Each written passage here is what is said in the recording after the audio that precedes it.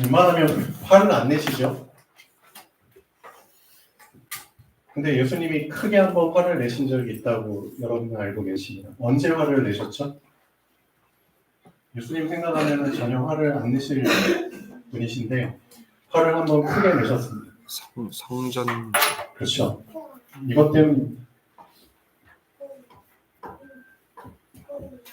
성전에 꼭 있어야 될 것이 없어졌을 때 그때 예수님이 크게 화를 내셨습니다. 자, 하나님께서는 우리가 이걸 회복하길 원하십니다. 성전. 우리의 삶이 성전 중심의 삶이 되길 원하십니다. 성전과 멀어지면 멀어질수록 우리의 삶은 결국은 어쩔 수 없습니다. 포로되리자. 그렇죠? 성전과 멀어질수록 여러분의 삶이 주일과 멀어지고 예배와 멀어지고 말씀과 멀어지고 기도와 멀어질수록 여러분의 삶은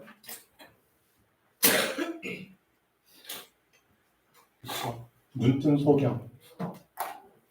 눈은 떴는데 실질적으로는 소경입니다. 그렇죠?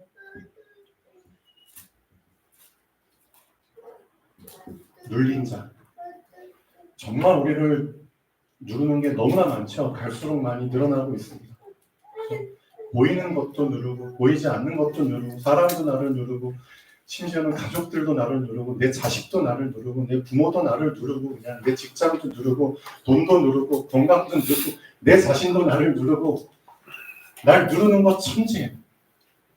왜 그런 줄 아세요? 성전을 놓쳤기 때문입니다. 여러분이 분명히 이 부분을 알고 계셔야 됩니다. 성전을 놓쳤기 때문에 지금 내가 이렇게 된 거라고 그렇게 반문하실 수 있거든요. 근데 성경은 그렇게 얘기하고 있습니다. 네가 성전을 놓쳐서 그래. 그렇죠? 성전에 누가 계시죠? 성전의 주인이 누구시죠? 하나님이시죠. 그렇죠? 그러니까 결국 우리가 하나님을 놓치면은 우리의 인생은 100% 평생 보로된 자, 눈먼 자, 눌린 자로 살다가 가야 됩니다. 그렇기 때문에 하나님께서는 이스라엘 자손들에게 이 부분을 놓치지 않도록 광야에서 40년 동안이나 훈련을 시키신 겁니다. 뭐가 될 때까지? 몸에 완전히 배일 때까지. 그걸 채집이라고 얘기하잖아요. 그래서 광야에서는 이동을 할 수밖에 없잖아요. 그렇죠? 이삭을 제일 많이 다닌 민족이 사실은 이스라엘 민족이에요. 40년 동안 그렇죠. 셀 수 없이 이삭을 다녔잖아요. 우리도 이사 가려면은 이것저것 챙길 게 많고 머리에 막 쥐가 나잖아요. 그렇죠? 저도 이사를 되게 많이 다녔거든요. 근데 제가 태어나기 전에는 저희 가족들은 더 많이 다녔죠. 왜? 저희 아버지가 군인이셨기 때문에 직업 군인이셔가지고 그냥 자리 잡을만 하면 또 이사가고. 그래서 저는 깊게 친구를 사귀지 못했고요. 제가 초등학교를 3-4군데를 나왔고요. 그렇죠? 그리고 제 어릴 때 기억은 이사 가는 기억이 참 많아요. 그렇죠? 근데 어릴 때는 그냥 몸만 따라가면 되잖아요. 근데 실제로 이사를 가야 되는 그 부모 입장에서는 모든 걸 다 신경 써야 되죠. 어떤 짐은 가져가야 되고 어떤 짐은 버려야 되냐. 그렇죠? 이삿짐이 얼마나 되냐. 그럼 차를 몇 톤짜리를 빌려야 되냐. 그렇죠? 이사 날짜는 어떻게 맞춰야 되냐. 그러면은 전세, 월세, 보증금 그런 거는 언제 받아야 되냐. 이사 가는 사람과 이사 오는 날이 또 맞아야 되잖아요. 그런 모든 것들을 생각하면 머리에 쥐가 납니다. 그게 조금이라도 틀어지면은 정말 잠 못 자죠. 이사가 쉬운 게 아니에요. 그렇죠? 근데 하나님께서는 그 이사를 하는 걸 통해서 이스라엘 백성에게 이거 하나를 각인시키는 겁니다. 너희가 자리를 옮겼어? 좋아. 그럼 다시 자리를 잡았어? 좋아. 그러면은 텐트를 쳐야 되잖아. 장막을 쳐야 되잖아. 이게 집이거든요. 그 사람들한테는. 맞잖아요. 장막 생활을 했어요. 텐트 생활을. 그럴 때 항상 집을 설치할 때, 장막을 설치할 때 어디를 중심으로? 네, 성막을 중심으로 그때는 이삭을 다녀야 됐기 때문에 성전 고정된 장소를 고정된 그 시설 건물을 세팅을 못해요. 그러니까 성전도 이동식 성전이 돼야 되잖아요. 그래서 이동식 성전에 기능하는 성막, 그렇죠? 거룩한 텐트를 한 가운데다 딱 설치하고 이스라엘 민족의 지파대로 12지파거든요. 그 12지파를 3지파씩 나눠가지고 동서남북으로 딱 이런 식으로 배치를 해가지고 그들의 장막의 문이 어디를 바라보도록 한가운데 성막을 바라보도록 그런 식으로 장막을 치라고 명령을 했습니다. 그러니까 북쪽에 사는 사람들은 남쪽을 향하여 장막 문이 세팅이 돼야 되죠.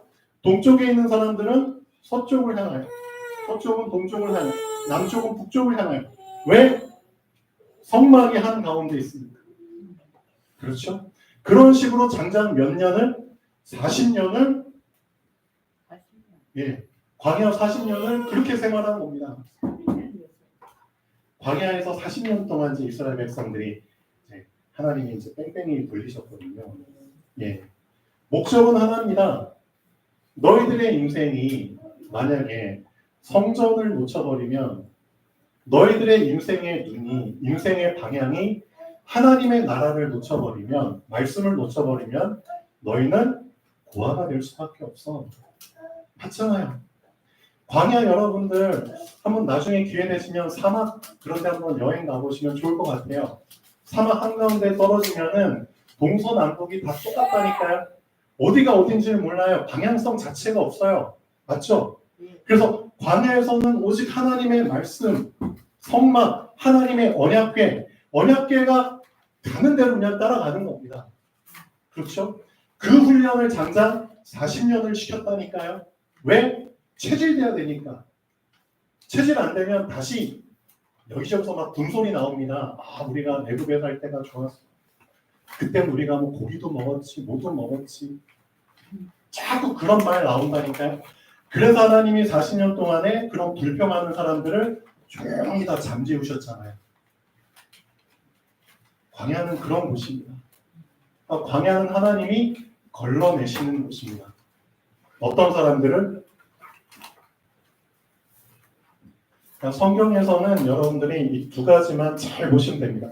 두 가지 단어만 잘 명심하시면 됩니다. 물이라는 말이 되게 많이 나와요. 물. 특히 예수님 공생애 하실 때 물이라는 단어가 많이 나와요. 물이. 예, 무리들. 예, 그렇죠. 집단, 무리. 그렇죠. 때를 지어가지고 막 쫓아다니는 무리. 예수님을 믿을 때 이런 때를 지어서 집단으로 예수님을 쫓아다니면서 믿었던 그런 식의 신앙생활을 했던 사람들이 무리들이에요. 이 사람들도 예수님을 믿었어요. 분명히 이 사람들도 믿음이 있었어요. 그런데 제자들도 있었어요. 그렇죠? 크게 예수님을 믿은 사람들은 두 종류로 나뉩니다. 무리, 제자. 둘 다 예수님을 믿었고 둘 다 하나님을 믿었는데 그들의 삶의 방식은 전혀 달랐어요. 똑같은 예수님을 믿었는데도 불구하고 삶의 방식 자체가 너무나 달랐어요. 예. 우리의 특징, 제가 지난번에 말씀드렸잖아요. 이 사람들은 어떤 식으로 예수님을 믿었냐? 내가 급하면 급한 문제 생기잖아요. 목숨 걸고 따라다녀요. 목숨 걸고. 내가 급하면. 나한테 문제가 생기면. 그렇죠? 내가 힘들면. 목숨 걸고 따라다녀요. 그래서 예수님 엄청 잘 쫓아다녔거든요. 이 무리들이. 왜? 쫓아다니다 보니까 이 급한 게 해결이 돼요. 그렇죠? 내가 막 병들었어. 쫓아다니니까 나에게도 병이 나을 수 있는 기회가 주어져. 맞잖아요. 순번대로 계속 쫓아다니니까 결국 내 차례가 와서 예수님이 나의 병을 고쳐주시는 차례가 찾아와. 또 계속 쫓아다니다 보니까 배고픈 것도 충족이 돼. 그렇죠? 쫓아다니다 보니까 뭐 눈먼 공사도 눈 뜨게 되고, 그렇죠? 뭐 절름발이가 걷게 되고, 그러면은 내가 또 경제 활동을 할 수 있게 되잖아요. 눈 감은 사람이 눈 뜨면 얼마나 할 일이 많아요. 그렇죠? 절름발이가 낫게 되면 얼마나 할 일이 많아요. 그런 많은 부분들이 회복이 되잖아요. 그렇죠? 그러니까 수많은 급한 사람들이 목숨 걸고 쫓아다녀요. 수천 명, 수만 명이 쫓아다녀요. 그래서 실제로 광야에서 예수님께서 설교하실 때 수만 명이 거기에 운집을 했다니까요. 수만 명이. 그래서 성경에 보면은 그때 저녁이 됐는데 먹을 게 없잖아요. 그러니까 배가 고프니까 예수님께서 어떻게 해결해 주셨죠? 오병이어의 기적을 가지고 해결해 주셨잖아요. 그렇죠? 떡 5개하고 물고기 2마리를 가지고 장정만 수천 명을 먹여주셨다고요. 장정만 4, 5천 명? 예를 들면 그럼 거기에 손잡고 따라오는 애들은 그렇죠. 그 사람들을 다 충족을 시켜주시죠. 그런 식으로 해서 점점 이 무리들의 뭐가 해결이 돼요? 형편이 해결이 되는 거예요. 형편이 해결되잖아요. 그러면 그 다음 어떤 단계가 오죠? 내가 이제는 삶이 나아지고 내 문제가 해결되니까 이제는 나에게 뭐가 생기는 거죠?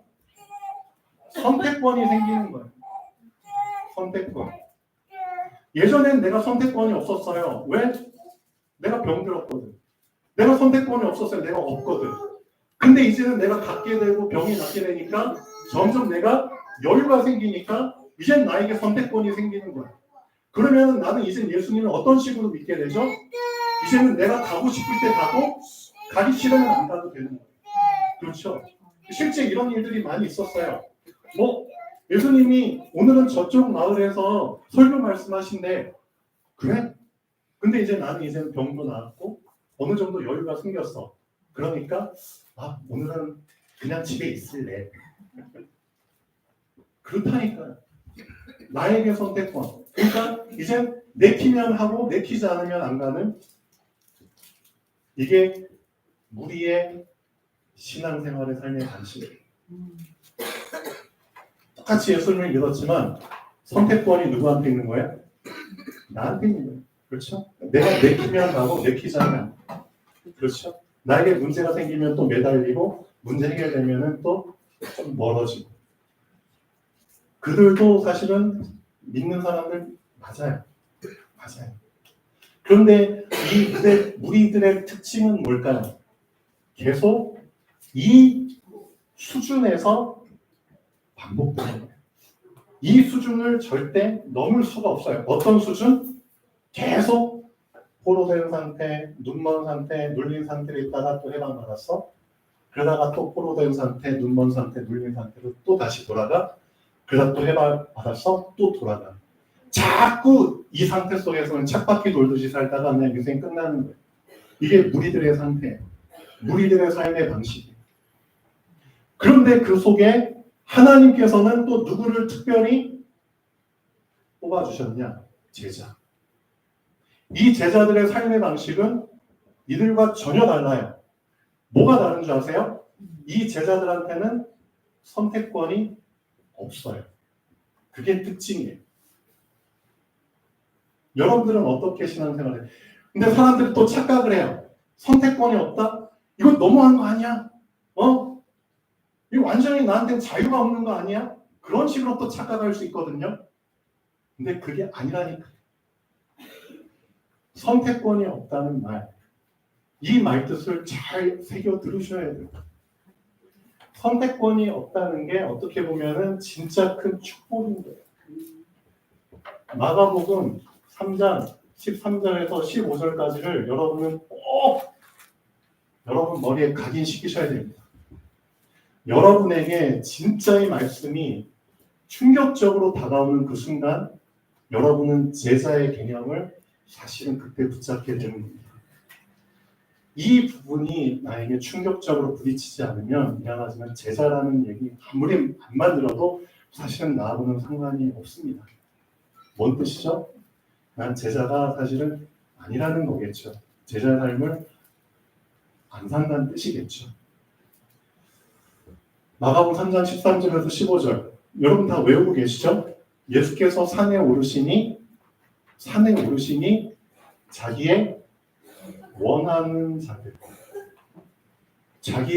자들을 부르시니 나아온지라. 이겁니다. 내가 선택권이 없다는 말은 무슨 뜻이죠? 예수님이 나를 선택하셨다는 뜻이에요. 이해되셨죠? 내가 이것저것 선택하는 게 아니라 예수님이 선택하신다는 뜻이에요. 내 대신. 그렇죠? 그러니까 선택권이 예수님께 있다는 뜻이에요. 그게 무리와 제자의 차이예요. 무리는 자기에게 선택권이 있다고 생각을 하죠. 그게 엄청난 착각이에요. 왠지 아세요? 그게 내가 나의 주인이라고 생각을 하거든요. 맞잖아요. 내가 내 인생 마음대로 할 수 있는 내가 나의 주인이라고 생각하니까 나에게 선택권이 있다고 생각하잖아요. 그렇죠? 그게 바로 창세기 3장이잖아요. 그러니까 실질적으로 우리는 믿지만 창세기 3장에서 근본적으로 빠져나오지 못한 사람입니다. 창세기 3장 사건. 네가 하나님처럼 될 거고 네가 네 맘대로 살 거야. 그렇잖아요. 실질적으로 창세기 3장의 저주에서 못 빠져나왔는데 어떻게 포로 눈먼 상태 물린 자에서 빠져나올 수 있겠어요? 말이 안 되거든요. 그렇지만 이들도 믿긴 믿었고 그들 나름대로 삶의 방식이 있었어요. 근데 비율적으로 따지면은 이 무리의 비율이 제자의 비율보다 월등하게 높았어요. 실제로 이 당시에 제자 몇 명이었죠? 12명이죠. 네. 12명 뽑으셨어요. 그리고 제자 말고 제자 수준의 평신도들을 또 따로 부르셨죠? 몇 명? 70명을 또 부르셨죠. 네. 그 다음에 예수님 부활하시고 나서 승천하시고 마가다락방에 몇 명 모였죠? 120명 정도 모였죠. 이 정도예요, 사실. 이 정도. 그 당시에 이 무리의 숫자가 몇 명이냐? 헤아릴 수 없이 많았다니까요. 그렇죠? 수만 명, 뭐 수십만 명 될 수도 있겠죠. 실질적으로.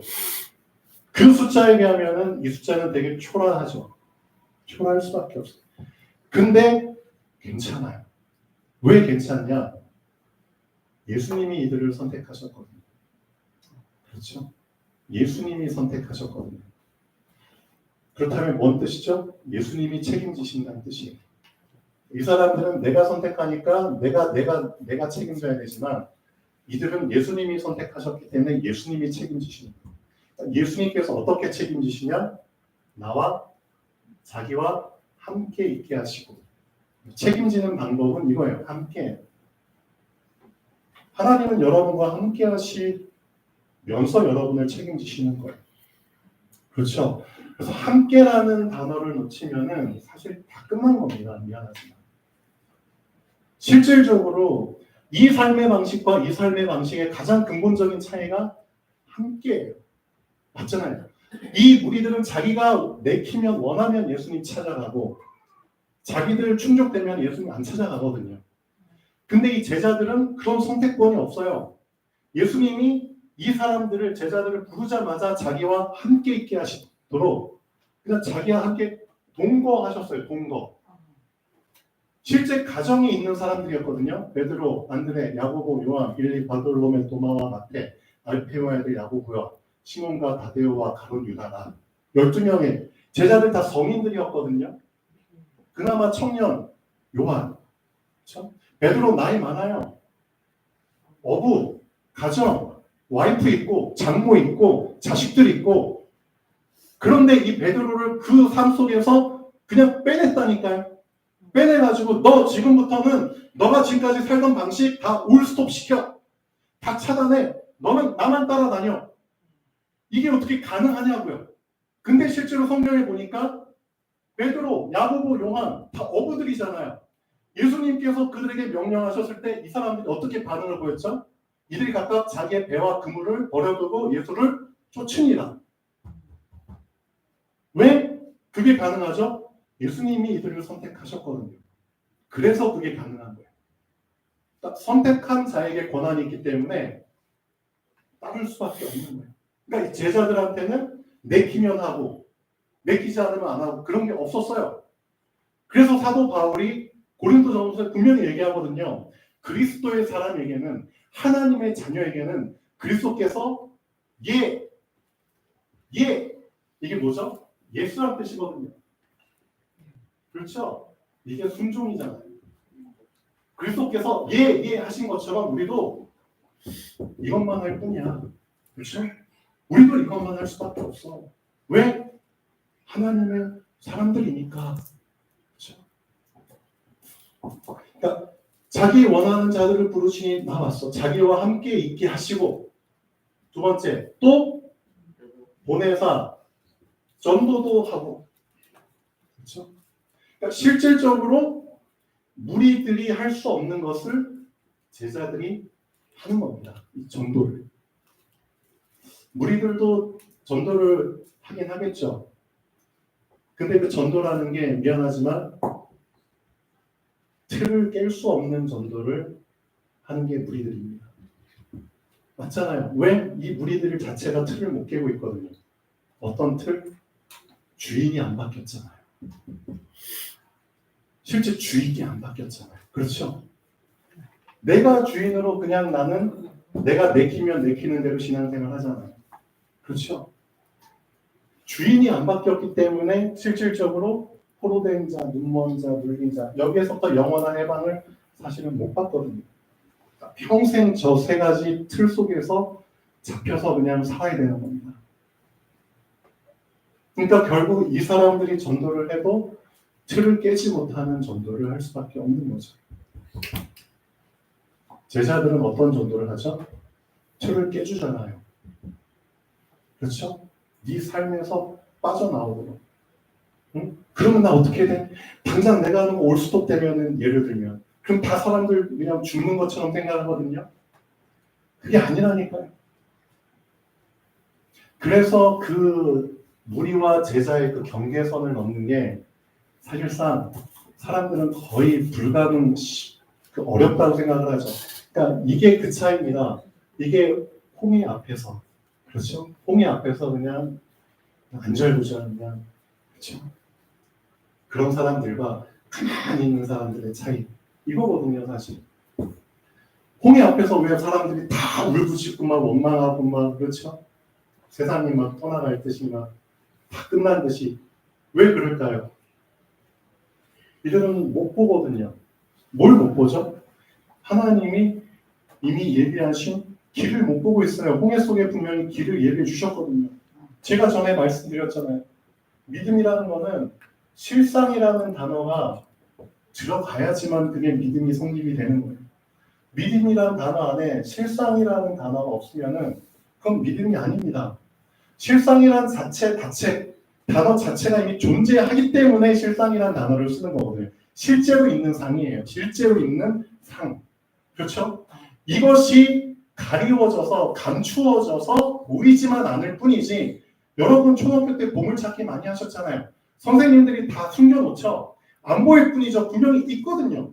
똑같아요. 하나님께서 이미 다 감추어 주셨어요. 여러분 앞에 어떤 홍해가 있든 어떤 요단이 있든 어떤 여리고가 있든 이미 다 실상을 숨겨놓아 주셨거든요. 그게 감춰져서 안 보일 뿐이지 이미 있거든요. 근데 믿음은 그것을 보는 눈이라고 했잖아요. 그 감추어진 것을 볼 수 있는 눈이라고 성경은 얘기하고 있습니다. 그렇죠. 근데 실질적으로 이 무리는 이걸 볼 수 있는 눈이 사실은 안 열린 거죠. 왜 안 열리냐? 예수님이 선택하셔서, 그렇죠. 이 감추어질 수밖에 없는 이 현실의 감옥에서 빠져나와야지만 사실은 보이는 거거든요. 그래서 예수님께서 이 제자들을 선택하셔서 이 현실에서 그냥 다 빼내버리신 겁니다. 빼내버리시고 현실에서 빠져나와서 보니까 현실이 어떻게 보이죠? 내가 현실 속에 잡혀서 현실을 볼 때와 현실을 빠져나와서 현실을 볼 때는 전혀 다른 개념으로 보입니다. 내가 현실 속에 잡혀있을 때는 현실이 전부인 것처럼 보이고 현실에서 조금만 어긋나면은 현실에 조금만 밉보이면은 그렇죠? 내가 큰일 나는 것처럼 생각됐는데 그게 아니라는 거예요. 현실에서 빠져나와서 보니까 현실 별거 아니네. 현실에서 빠져나와도 충분히 살 수 있는 방법이 살아남을 수 있는 방법이 있네. 왜? 예수님이 함께 하시거든요. 함께 하시기 때문에 예수님이 본인이 길이라고 또 말씀하셨거든요. 그러니까 또 다른 길, 살아남을 수 있는 길, 오히려 더 현실보다 더 잘 살 수 있고 더 위대하게, 더 형통하게 살 수 있는 길을 예수님이 이미 갖고 계시거든요. 그렇기 때문에 예수님과 동행하면 분명히 그 길은 나에게 보일 수밖에 없고 그 길을 갈 수밖에 없는 겁니다. 그렇죠? 그 속에서 하는 전도 어마어마하거든요. 그래서 실제로 제자들이 하는 전도는 어떤 전도냐? 길을 갈아타도록 해주는 전도입니다. 이게 달라요. 그러니까 무리들이 하는 전도는 네가 가던 길 계속 가면서 믿어. 너 넓은 길 가니까 넓은 길 가면서 그냥 네 편하게 믿어. 그런 식의 전도지만 제자들의 전도는 그게 아니라니까요. 너 갈아탈 수 있어.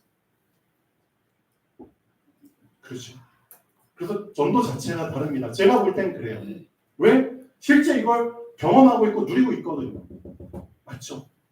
또 보내다 전도도 하며 실제로 어마어마한 권세. 세 번째, 귀신을 내어쫓는 권세도 주기 위함이라. 이거 되게 중요한 부분입니다. 귀신이 막 눈에 보이게 나 귀신이야 하면서 여러분을 괴롭히나요? 그거 진짜 수준 낮은 귀신이고요. 진짜 수준 높은 애들은 어떻게 하죠? 자기 정체를 드러내지 않고 자기도 이용할 수단이 되게 많거든요. 귀신도 보이지 않는 영적 존재이기 때문에 보이는 것들을 활용해가지고 우리를 포로되게 만들고 눈멀게 만들고 눌리게 만들거든요. 그렇죠? 근데 그 귀신을 내어쫓는 권세, 그 권세 자체가 무력화되면은 포로된 상태에서 대박내는 거죠. 맞잖아요. 권세가 깨지는데, 그렇죠? 포로 되려면 계속 그 힘을 유지하고 있어야 되는데 힘이 깨져버리니까 포로로 삼을 수가 없죠. 맞잖아요. 눈을 계속 감게 하려면 눈 못 뜨도록 위에서 눌러야 되는데, 그렇죠? 여러분 왜 눈꺼풀이 자꾸 감기는데요? 졸리니까 그러잖아요. 그렇죠? 그러니까 그걸 누를 수 있는 힘이 없으면 당연히 뜨시게 된다니까요.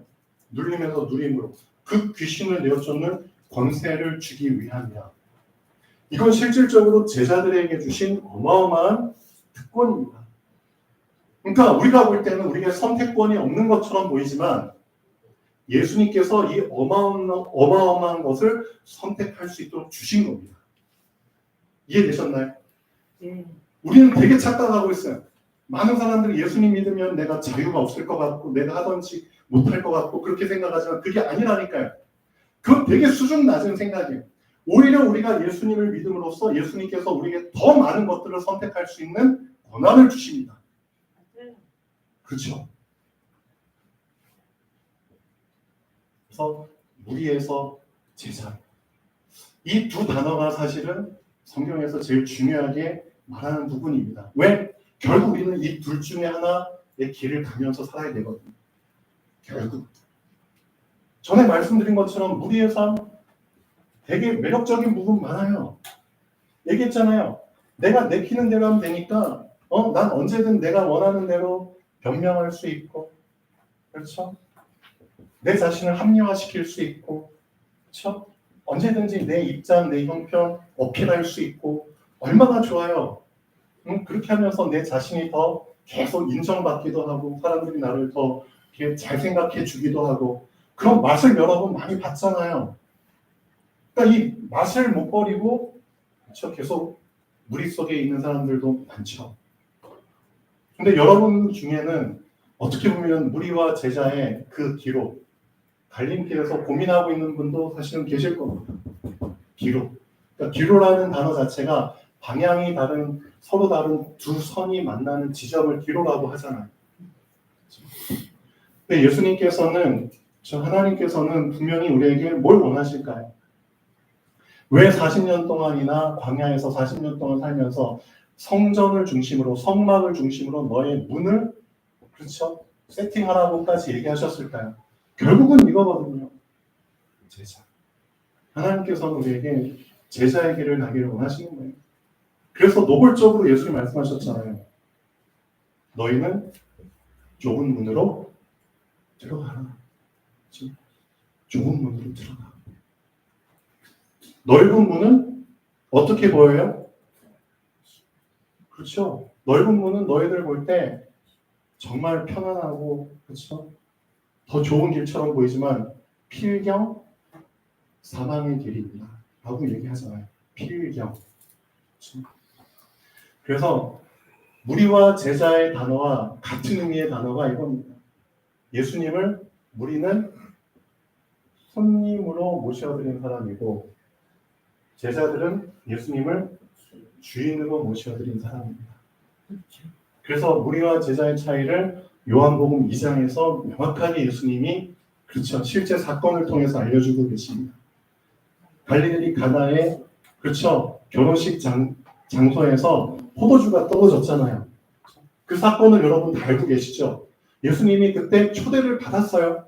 분명히 받았는데 주인 역할하도록 초대받은 게 아니라 손님 역할하도록 초대받은 거예요. 수많은 손님 중에 한 명일 뿐이에요. 그러니까 수많은 손님들과 사실은 같은 레벨이에요. 그냥 같은 수준인 거예요. 같은 정도인 거예요. 그러니까 와서 그냥 즐기다가 그냥 가시라는 거죠. 그 정도예요. 그게 손님의 사실은 개념인 거예요. 그러니까 우리도 마찬가지. 예수님을 영접을 했는데 손님 수준으로 영접하니까 맞잖아요.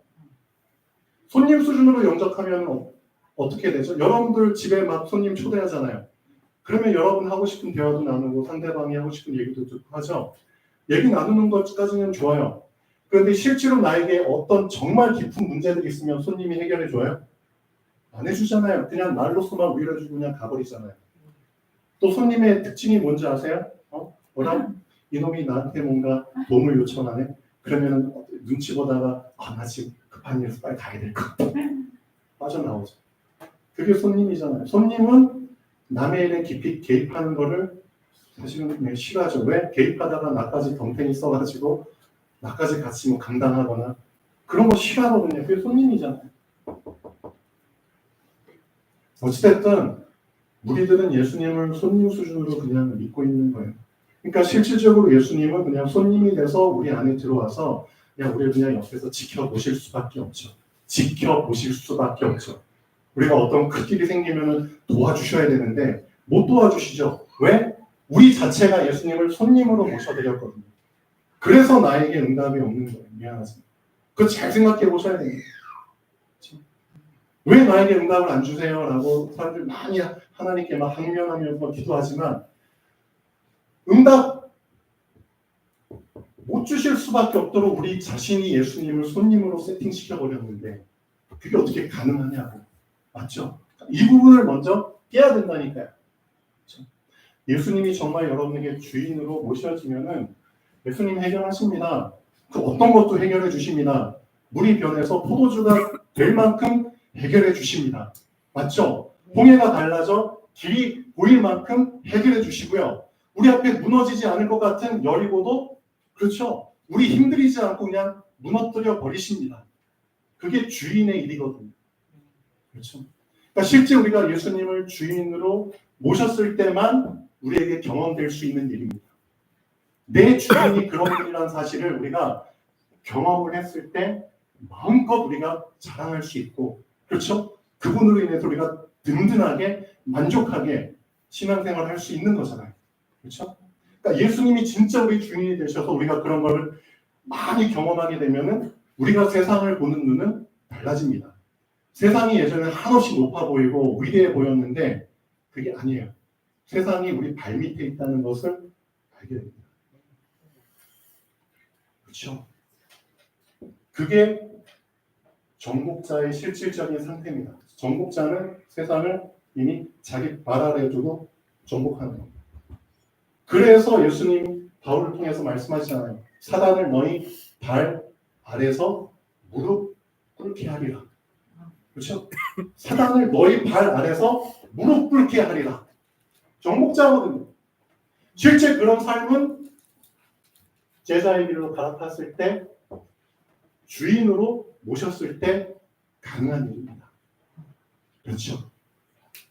그 부분을 여러분들이 좀 붙잡으시면 좋죠. 네. 그래서 오늘 말씀에서는 다른 게 포인트가 아니라 제목이 그 손이 해가 지도록 내려오지 아니한지라. 분명히 사단이 그렇죠. 구원받은 우리들을 괴롭히기 위해서 쫓아오거든요. 그래서 광야로 들어갔는데 완전히 무방비 상태잖아요. 이스라엘 민족이. 전쟁을 해본 적이 있나? 400년 동안 종노릇만 했었지 전쟁을 해본 적이 없잖아요. 그러니까 전쟁할 무기도 별로 없거든요. 그런데 아말렉이라는 나쁜 민족이 뒤에서 이스라엘 민족을 쳐들어온 거예요. 그 상태에서 지금 위기 상황 속에서 모세가 어떻게 한 거죠? 여호수아, 청년 여호수아를 보고 너는 사람들을 택해가지고 나가서 싸워라. 나는 산 꼭대기에 올라가서 기도하겠다. 그렇죠? 지금 그 내용이에요. 근데 재밌는 내용이 나오죠.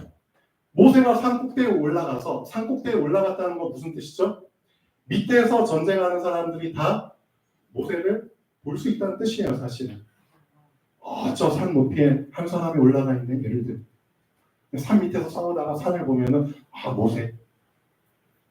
근데 모세가 어떤 액션을 취하죠? 손을 들고 기도해. 근데 손을 들고 기도하니까 이스라엘 민족이 이겨. 와, 신기해. 사실은 져야 되는 게 맞거든요. 싸움을 안 해봤던 민족이기 때문에. 져야, 무기도 별로 없거든요. 져야 되는 게 맞는데 모세가 손을 드니까 싸움에서 이겨, 신기하게도. 근데 손을 내리니까 우리가 싸움에서 져.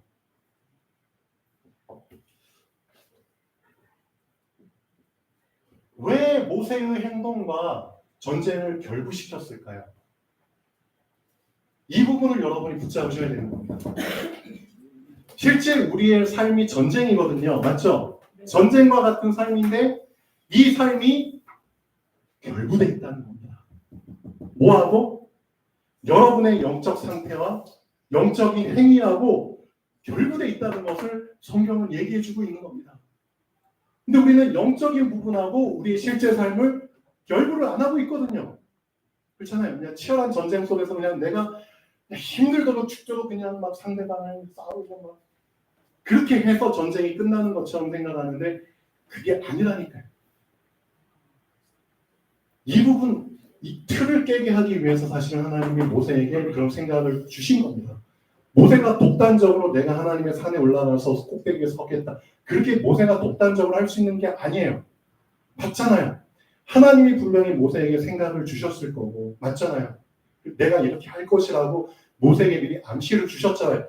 하나님의 종인데. 그러니까 그런 의미를 붙잡고 모세가 올라가서 산을 향해서 높이 손을 들고 하늘을 향해서 기도하면은 이기고 그런 부분들을 한참 동안 전쟁을 싸우는 이스라엘 민족과 아멜렉 군인들이 다 본 거잖아요. 그렇죠? 그러니까 이스라엘 민족도 깨닫게 된 거죠. 우리가 지금 싸우는 싸움이 우리의 혈과 육으로 지금 싸우는 게 아니라 뭐하고 결부돼 있다? 그렇죠. 보이지 않는 하나님의 도우심과 결부돼 있구나. 그거를 이스라엘 민족도 싸우면서 지금 본인들이 직접 느끼면서 싸우는 겁니다. 그렇죠. 그러니까 옆에서 이제 뭐라고요? 모세가 힘이 빠지니까 손을 계속 내리는 시간이 많아지잖아요. 그러니까 계속 싸움에 지는 시간이 더 많아지잖아요. 그러니까 옆에서 아론과 훌이라는 사람이 어떤 시스템을 새로 만들죠? 그래서 여러분에게는 이런 시스템이 나름대로 갖춰줘야 되는 겁니다. 계속 손을 들고 그 손이 내려지지 않도록 손을 내리지 않는 그 시스템을 여러분이 만드는 게 여러분의 사실은 숙제입니다.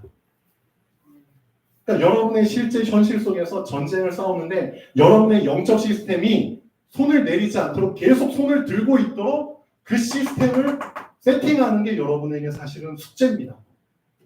그래서 모세 옆에 아론과 훌이 어떻게 했죠? 모세를 그냥 큰 돌 있는 데다 앉히고 앉으면 편하잖아요. 서 있는 거하고 앉아 있는 거 천지 차이잖아요. 그리고 앉아 있는 상태에서 손을 들게 하는데 그 손을 한 사람씩 옆에서 받쳐주고 있으면 모세는 전혀 힘들지가 않거든요. 그러니까 전혀 힘들지 않은 상태의 영적 시스템. 그 시스템을 갖추는 게 사실은 여러분의 숙제입니다. 그게 되어졌을 때 여러분은 24시간을 이길 수 있는 겁니다. 현실 속에서. 그게 류 목사님 말씀하신 24의 개념입니다. 그래서 나를 말씀화, 복음화, 그렇죠? 힘들지 않게 계속 손들고, 그렇죠? 하나님을 바라볼 수 있는 그 시스템을 여러분이 갖추는 것. 그게 여러분에게 주어진 미션입니다. 사실은 지금 시간표에. 결론 보시죠. 하나님을 믿지 않는 아발렉의 입장에서는 모세가 손을 들고 내리는 것이 자신들의 전쟁의 승패에 전혀 상관이 없게 보일 수밖에 없습니다. 이게 완전 불신자적 신자들의 생각이죠. 실제 전쟁은 전쟁터에서 사람과 사람이 직접 부딪혀서 싸우는 것으로 생각하기 때문이죠. 근데 영이신 하나님과 영적 세계를 모르면 전쟁은 백전백패할 수밖에 없습니다. 육은 절대 영을 이길 수 없습니다. 그래서 사도 바울이 우리의 씨름은 혈과 육에 대한 것이 아니라고 얘기했거든요. 싸움에서 이기라고 얘기를 한 겁니다. 이기려면은 영을 알아야 돼. 그렇죠? 네. 손을 든 행위는 영이신 하나님과 연결됨을 의미합니다. 하늘이잖아요. 하나님. 손을 내린 행위는 영이신 하나님과 분리됨을 의미합니다. 하나님과 연결될 때 모든 대적은 무너질 수밖에 없습니다. 높이 든 손이 내려오지 않도록 24시간 고정시키는 방법을 찾는 것이 중요합니다. 그것만이 내가 24 되는 길입니다. 내가 말씀화 되는 길입니다. 자, 여러분에게 주신 이 숙제를 여러분 나름대로 잘 풀어가시면 좋겠습니다. 어떻게 나는 나만의 24를 할 수 있을까? 그게 개인 시스템입니다. 자, 기도하시겠습니다. 창조주 하나님, 정말 감사드립니다. 모세의 손이 해가 지도록 내려오지 않은 것처럼 우리가 하나님을 향하는 그 손도 하루 종일 내려오지 않도록 나의 개인 시스템이 갖춰지는 시작이 되길 원합니다. 주 예수 그리스도의 이름으로 기도합니다. 아멘.